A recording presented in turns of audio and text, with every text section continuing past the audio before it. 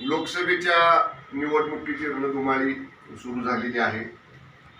पहिल्या टप्प्याच्या प्रक्रियेची अर्ज माघारी घेण्याची सुद्धा प्रक्रिया पूर्ण झालेली आहे. राज्यामध्ये जी महायुती या लोकसभेच्या निवडणुकीला सामोरे जाते आहे, या महायुतीचा मुख्य उद्देश हा राज्यामधनं 45+ बहुमत हे माननीय पंतप्रधान नरेंद्र मोदी साहेबांना तिसऱ्यांदा प्रचंड मोठ्या मताधिक्यानं पंतप्रधान करण्यासाठी देणं, या एकाच उद्देशानं महायुतीतले सर्व पक्ष या ठिकाणी कामाला लागलेले आहेत.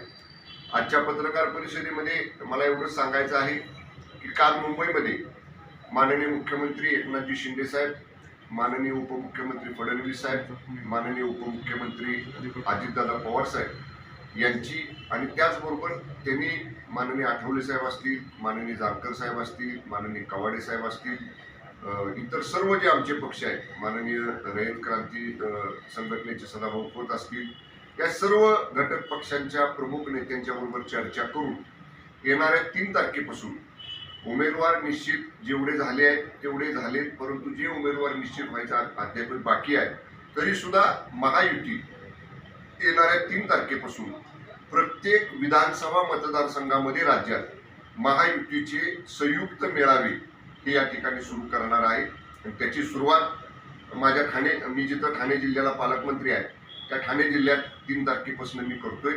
अधिक सर्व मंत्र्यांना, महायुती सरकारमधल्या राष्ट्रवादी काँग्रेस पक्षाचे मंत्री, शिवसेनेचे मंत्री आणि भारतीय जनता पक्षाचे मंत्री, सर्व पालकमंत्र्यांना आपापले त्यांना जे जिल्हे दिलेले आहेत, पालकमंत्री म्हणून दिलेले आहेत, संपर्क मंत्री म्हणून दिलेले आहेत, त्या जिल्ह्यामध्ये या तिन्ही पक्षांच्या आणि महायुतीमधल्या सर्व घटक पक्षांच्या नेत्यांचा समन्वय साधून येणाऱ्या 8 दिवसामध्ये हे सर्व मेळावे निवडणुकीच्या पूर्वतयारीच्या अनुषंगानं सुरू करण्याच्या सूचना काल मुख्यमंत्री महोदयांनी आणि दोन्ही उपमुख्यमंत्री महोदयांनी दिलेल्या आहेत. महायुती ही भक्कम आहे. कुठल्याही जागेवरनं आमच्यामध्ये चढाओढ बिलकुल नाही. बहुतांशी 90% जागा वाटपाचं काम निश्चित झालेलं आहे. काही जागांवरती चर्चा सुरू आहे. जे माध्यमांमध्ये येते तिढा आहे, पेच आहे, अशी बिलकुल परिस्थिती नाही. आपण पाहत असाल माननीय मुख्यमंत्री महोदय दिवसातून 1-2दा माननीय उपमुख्यमंत्री, दोन्ही उपमुख्यमंत्र्यांशी भेटतायत, बोलतायत. मित्रपक्ष जे घटक पक्ष आहेत त्यांच्याबरोबर बोलतायत. ज्या मंत्र्यांवर समन्वय ठेवण्याची जबाबदारी दिलेली आहे हे सर्व मंत्री सर्व पक्षाच्या घटक पक्षाच्या नेत्यांच्या बरोबर आम्ही संपर्कात आहे. कदाचित या 2च दिवसामध्ये या जागा वाटप जे आहे त्याच्यामधला योग्य सन्मानजनक मार्ग निघेल आणि सर्व जागांवरती कोण कुठं लढणार, कोण कुठला उमेदवार असणार या बाबतीतली निश्चिती होईल. ती होण्यापूर्वी सुद्धा वेळ दवडायचा नाही आणि त्याच्यासाठी हे संयुक्त मेळावे हे येणाऱ्या 3 तारखेपासून संपूर्ण राज्यामध्ये सुरू होत आहेत. मी स्वतः शिवसेनेच्या सर्व माननीय पालकमंत्र्यांच्या बरोबर मी स्वतः बोललेलो आहे. माननीय मुख्यमंत्री यांचा संदेश माननीय मुख्यमंत्री सुद्धा त्यांच्याशी बोललेले आहेत आणि राष्ट्रवादी काँग्रेस पक्षाच्या मंत्र्यांच्या बरोबर प्रदेशाध्यक्ष राष्ट्रवादी काँग्रेसचे माननीय तटकरे साहेब बोललेले आहेत. भारतीय जनता पक्षाच्या मंत्र्यांच्या बरोबर भाजपचे प्रदेशाध्यक्ष बावनकुळे साहेब बोललेले आहेत. बावनकुळे साहेबांची माझी, तटकरे साहेबांची माझी काल दिवसभरातनं 3-4 वेळा चर्चा झालेली आहे आणि पूर्ण ताकदीनं महायुती ही सर्व घटक पक्षांना बरोबर घेऊन या लोकसभा निवडणुकीच्या तयारीची सुरुवात येणाऱ्या 3 तारखेपासून महाराष्ट्रातल्या प्रत्येक विधानसभा मतदारसंघामध्ये करणार आहे. साहेब, तुम्ही म्हटलात की 2 ते 3 दिवसात हा फेज जो आहे जागा वाटपाचा हा सुटेल. सातारचा सुद्धा 2 ते 3 दिवसात सगळं जाहीर होईल का उमेदवार? नाही, सातारला निश्चितपणानं महायुतीच्या जागेसंदर्भामध्ये कुठलाही पेच नाही. मी 2 दिवस मुंबईमध्ये होतो. या संदर्भात माझी माननीय मुख्यमंत्री महोदयांच्या बरोबर चर्चा झालेली आहे. काल स्वतः मी माननीय परवा दिवशी सुद्धा आणि काल सुद्धा मी स्वतः उपमुख्यमंत्री फडणवीस साहेबांना भेटलेलो आहे. माननीय अजितदादांच्या बरोबर माझी चर्चा झालेली आहे. जानकर साहेब या जिल्ह्यामधले आहेत, त्यांच्याबरोबर माझी चर्चा झालेली आहे. सातारा जिल्ह्यातल्या लोकसभा मतदारसंघातल्या जागेचा प्रश्न लवकरच या ठिकाणी पूर्णपणानं समाधानकारकपणे सुटेल. साहेब, तुम्ही सगळ्यात महत्त्वाचं म्हणजे मनोज जरांगे उमेदवार उभे करणार होते प्रत्येक जिल्ह्यामध्ये, मात्र त्यांनी आता हा निर्णय मागे घेतलेला आहे. सरकारनं सुटकेचा निश्वास सोडलेला आहे का? कारण हा मोठा अडचण निर्माण झाली असते. नाही बघा, मनोजदादा जरांगे पाटलांना मी अनेक वर्षापासून ओळखतोय. त्यांची भूमिका ही केवळ मराठा समाजाला न्याय मिळाला पाहिजे, मराठा समाजाचं आरक्षण हे मिळालं पाहिजे याच्यासाठी उभा केलेलं त्यांचं हे आंदोलन होतं आणि त्यांच्या आंदोलनाला आता यश मिळालेलं आहे. स्वतंत्रपणे मराठा समाजाचा आरक्षणाचा प्रश्न हा माननीय शिंदे साहेबांच्या नेतृत्वाखालच्या सरकारनं सोडवलेला आहे आणि त्याच्याबद्दल माननीय मनोज जरांगे पाटील दादांनी सरकारचं अभिनंदन सुद्धा केलेलं आहे.